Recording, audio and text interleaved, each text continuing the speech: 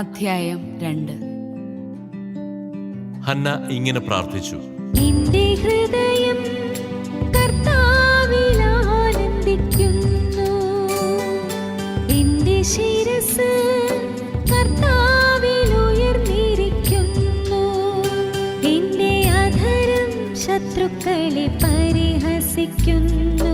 എന്തെന്നാൽ അവിടുത്തെ രക്ഷയിൽ ഞാൻ ആനന്ദിക്കുന്നു. കർത്താവിനെ പോലെ പരിശുദ്ധനായി മറ്റാരുമില്ല. കർത്താവല്ലാതെ മറ്റാരുമില്ല. നമ്മുടെ ദൈവത്തെ പോലെ സുസ്ഥിരമായ ഒരു ആശ്രയമില്ല. അഹന്തയോടെ മേലിൽ സംസാരിക്കരുത്. നിന്റെ നാവിൽ നിന്ന് ഗർവ്വം പുറപ്പെടാതിരിക്കട്ടെ. കാരണം കർത്താവ് സർവജ്ഞനായ ദൈവമാണ്. പ്രവൃത്തികളെ വിലയിരുത്തുന്നത് അവിടുന്നാണല്ലോ. ധീരന്മാരുടെ വില്ലുകൾ തകരുന്നു, ബലഹീനരാകട്ടെ ശക്തി പ്രാപിക്കുന്നു. സുഭിക്ഷം അനുഭവിച്ചിരുന്നവർ ആഹാരത്തിനായി കൂലിപ്പണി ചെയ്യുന്നു. വിശപ്പ് അനുഭവിച്ചിരുന്നവർ സംതൃപ്തി അടയുന്നു. വന്ധ്യേഴു പ്രസവിക്കുന്നു, സന്താന സമ്പത്തുള്ളവൾ നിരാലംബയാകുന്നു. കർത്താവ് ജീവനെടുക്കുകയും കൊടുക്കുകയും ചെയ്യുന്നു. അവിടുന്നു പാതാളത്തിലേക്ക് ഇറക്കുകയും അവിടെ നിന്നു കയറ്റുകയും ചെയ്യുന്നു. ദരിദ്രനും ധനികനുമാക്കുന്നത് കർത്താവാണ്. താഴ്ത്തുന്നതും ഉയർത്തുന്നതും അവിടുന്നു തന്നെ. ദരിദ്രനെ അവിടുന്നു ധൂളിയിൽ നിന്ന് ഉയർത്തുന്നു.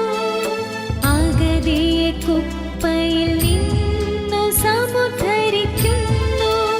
അങ്ങനെ അവരെ പ്രഭുക്കന്മാരോടൊപ്പം ഇരുത്തി ഉന്നത സ്ഥാനങ്ങൾക്ക് അവകാശികളാക്കുന്നു. ഭൂമിയുടെ അടിത്തൂണുകൾ കർത്താവിൻ്റെതാണ്. അതിന്മേൽ അവിടുന്നു ലോകത്തെ ഉറപ്പിച്ചിരിക്കുന്നു. തന്റെ വിശ്വസ്തരുടെ പാദങ്ങളെ അവിടുന്നു കാക്കുന്നു.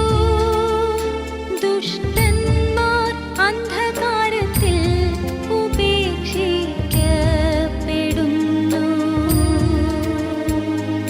ശക്തിയാൽ ആരും പ്രബലനാകുന്നില്ല. കർത്താവ് പ്രതിയോഗികളെ ഛിന്ന ഭിന്നമാക്കുന്നു. അവർക്കെതിരെ ആകാശത്തിൽ ഇടി മുഴക്കുന്നു. അവിടുന്ന് ഭൂമിയെ മുഴുവൻ വിധിക്കും. തന്റെ രാജാവിനു ശക്തി കൊടുക്കും. തന്റെ അഭിഷിക്തന്റെ ശിരസ്സുയരുമാറാക്കും. അനന്തരം എൽക്കാന റാമായിലുള്ള തന്റെ ഭവനത്തിലേക്ക് മടങ്ങി. ബാലനായ സാമുവേലാകട്ടെ പുരോഹിതനായ ഏലിയുടെ സാന്നിധ്യത്തിൽ കർത്താവിന് ശുശ്രൂഷ ചെയ്തു പോന്നു. ഏലിയുടെ പുത്രന്മാർ ദുർമാർഗികളും കർത്താവിനെ ബഹുമാനിക്കാത്തവരുമായിരുന്നു.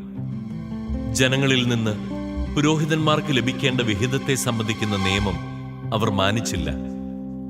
ആരെങ്കിലും ബലിയർപ്പിച്ച മാംസം പാകം ചെയ്യുമ്പോൾ പുരോഹിതന്റെ ഭൃത്യൻ പാത്രത്തിൽ മുപ്പല്ലുകൊണ്ട് കുത്തി അതിൽ കിട്ടുന്നത് മുഴുവൻ പുരോഹിതനു വേണ്ടി എടുത്തിരുന്നു. ഷീലോയിൽ വന്നിരുന്ന ഇസ്രായേൽക്കാരോടെല്ലാം അവർ ഇപ്രകാരമാണ് പ്രവർത്തിച്ചത്. കൂടാതെ മേധസ് ദഹിപ്പിക്കുന്നതിന് മുമ്പ് തന്നെ ബലിയർപ്പിക്കുന്നവനോട് പുരോഹിതന്റെ ഭൃത്യൻ വന്ന് പറയും, പുരോഹിതനു വേണ്ടി പാകം ചെയ്യാൻ കുറെ മാംസം തരിക. പച്ച മാംസമല്ലാതെ വേവിച്ചത് അദ്ദേഹം സ്വീകരിക്കുകയില്ല. ആദ്യം മേധസ് ദഹിപ്പിക്കട്ടെ, എന്നിട്ട് നിങ്ങൾക്കിഷ്ടമുള്ളത് എടുക്കാം എന്ന് തടസ്സം പറഞ്ഞാൽ, പോരാ, ഇപ്പോൾ തന്നെ വേണം, അല്ലെങ്കിൽ ഞാൻ ബലം പ്രയോഗിച്ച് എടുക്കും എന്ന് അവൻ മറുപടി പറയുമായിരുന്നു. ഏലിയുടെ പുത്രന്മാരുടെ പാപം ദൈവസന്നിധിയിൽ ഗുരുതരമായി തീർന്നു. അത്ര അശ്രദ്ധയോടെയാണ് അവർ കർത്താവിനുള്ള അർച്ചനയെ വീക്ഷിച്ചത്. ബാലനായ സാമുവേൽ കർത്താവിന് ശുശ്രൂഷ ചെയ്തു പോന്നു. ചണനൂൽ കൊണ്ടുള്ള ഒരു വിശേഷ വസ്ത്രമാണ് അവൻ ധരിച്ചിരുന്നത്. ബലിയർപ്പിക്കാൻ ഭർത്താവിനോടൊത്ത് വർഷം തോറും പോകുമ്പോൾ അവന്റെ അമ്മ ചെറിയ ഉടുപ്പുണ്ടാക്കി അവന് കൊടുത്തിരുന്നു. കർത്താവിന് സമർപ്പിച്ച ഈ കുട്ടിക്ക് പകരം ഈ സ്ത്രീയിൽ നിന്ന് തന്നെ വേറെ സന്താനങ്ങളെ ദൈവം നൽകട്ടെ എന്ന് എൽക്കാനയെയും ഭാര്യയെയും ഏലി അനുഗ്രഹിച്ചിരുന്നു. പിന്നീട് അവർ വീട്ടിലേക്ക് പോകും. കർത്താവ് ഹന്നായെ കടാക്ഷിച്ചു. അവൾ ഗർഭം ധരിച്ച് 3 പുത്രന്മാരെയും 2 പുത്രിമാരെയും പ്രസവിച്ചു. ബാലനായ സാമുവേലാകട്ടെ കർത്താവിന്റെ സന്നിധിയിൽ വളർന്നു വന്നു. ഏലി വൃദ്ധനായി. തന്റെ പുത്രന്മാർ ഇസ്രായേൽ ജനത്തോട് ചെയ്തിരുന്നതെല്ലാം അവൻ കേട്ടു. സമാഗമ കൂടാരത്തിന്റെ പ്രവേശന കവാടത്തിൽ ജോലി ചെയ്തിരുന്ന സ്ത്രീകളോടൊത്ത് അവർ ശയിച്ചിരുന്ന വിവരവും അവൻ അറിഞ്ഞു. അവൻ അവരോട് പറഞ്ഞു, എന്താണ് നിങ്ങൾ ഈ ചെയ്യുന്നത്? നിങ്ങളുടെ ദുഷ്കൃത്യങ്ങളെപ്പറ്റി ഓരോരുത്തർ പറയുന്നത് ഞാൻ കേൾക്കുന്നു. മക്കളെ, മേലാൽ അങ്ങനെ ചെയ്യരുത്. നിങ്ങളെപ്പറ്റി ദൈവജനം പറഞ്ഞ് ഞാൻ കേൾക്കുന്ന കാര്യങ്ങൾ തീരെ നന്നല്ല. മനുഷ്യൻ മനുഷ്യനോട് പാപം ചെയ്താൽ ദൈവം അവനു വേണ്ടി മാധ്യസ്ഥം വഹിക്കും. കർത്താവിനോട് പാപം ചെയ്താൽ ആർ മാധ്യസ്ഥം വഹിക്കും?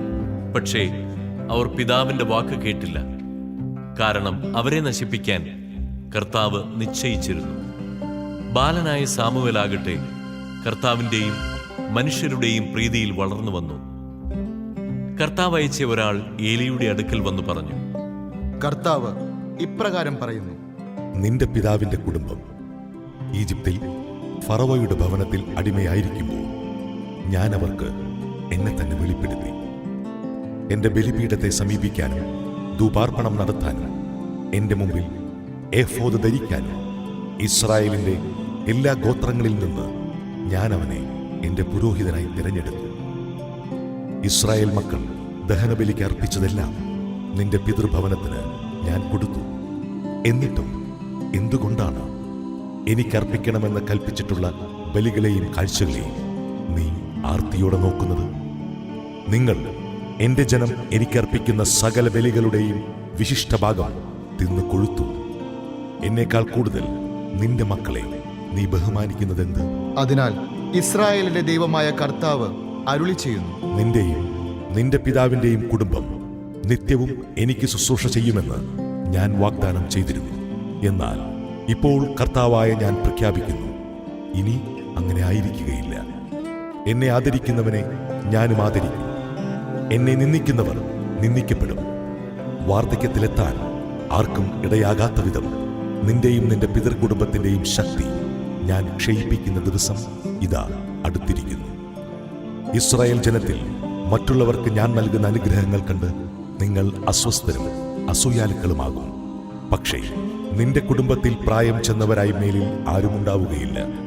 നിങ്ങളിൽ ഒരുവനെ എന്റെ ബലിപീഠത്തിൽ നിന്ന് ഞാൻ വിച്ഛേദിക്കുകയില്ല. കണ്ണീരുകൊണ്ട് അവന്റെ കാഴ്ച മങ്ങുകയും ഹൃദയം ഉരുകുകയും ചെയ്യും. നിന്റെ സന്താനങ്ങൾ വാളിനിരയാകും. നിന്റെ പുത്രന്മാരായ ഹോഫ്നിയും ഫിനെഹാസും ഒരേ ദിവസം തന്നെ മരിക്കും. ഇത് നിനക്കടയാളമായിരിക്കും. എനിക്ക് വേണ്ടി വിശ്വസ്തനായ ഒരു പുരോഹിതനെ ഞാൻ തിരഞ്ഞെടുക്കും. എന്റെ ഹൃദയാഭിലാഷമനുസരിച്ച് അവൻ പ്രവർത്തിക്കും. അവന്റെ കുടുംബം ഞാൻ നിലനിർത്തും. എന്റെ അഭിഷിക്തന്റെ സന്നിധിയിൽ അവൻ നിത്യവും ശുശ്രൂഷ ചെയ്യും. നിന്റെ കുടുംബത്തിൽ അവശേഷിക്കുന്നവരെല്ലാം ഒരു വെള്ളിക്കാശിനും ഒരു കഷണം അപ്പത്തിനും വേണ്ടി അവനോട് യാചിച്ചുകൊണ്ട് പറയും, ഒരു കഷണം അപ്പം ലഭിക്കേണ്ടതിന് എന്നെ ഏതെങ്കിലും ഒരു പുരോഹിത വൃത്തിക്ക് ചേർക്കണമേ.